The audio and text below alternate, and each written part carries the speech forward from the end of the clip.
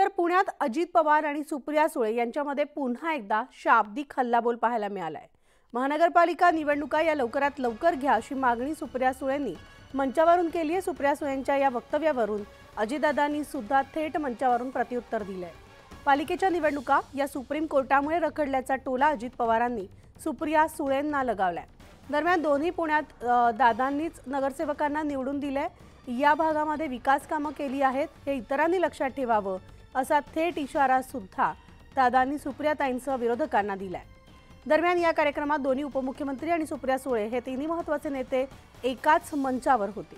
यावेळेस मात्र दोघांनी एकमेकांशी थेट बोलणं टाळलंय, मात्र जाहीर भाषणात त्यांनी एकमेकांवर थेट हल्लाबोल केलाय।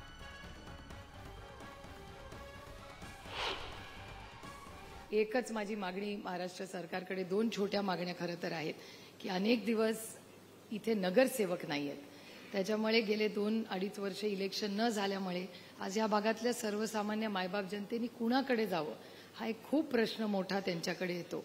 आणि सत्तेचं विकेंद्रीकरण व्हावं जे स्वप्न आदरणीय कैलासवासी यशवंतराव चव्हाणांनी पाहिलं, त्या सत्तेचं विकेंद्रीकरण करण्यासाठी एक नगरसेवकाचा रोल हा खूप महत्त्वाचा असतो।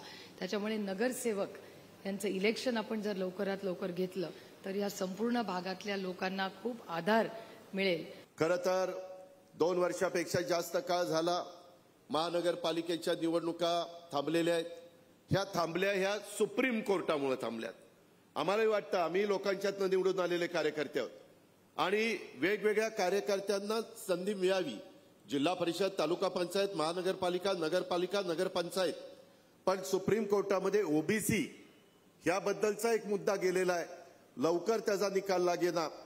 सातत्याने राज्य सरकार प्रयत्न करतंय की त्याची तारीख लागावी आणि लवकरात लवकर ह्या निवडणुका व्हाव्या। ह्याच मताचं महायुतीचं सरकार आहे, याची कृपया नोंद आपण सर्व सहकाऱ्यांनी घ्यावी।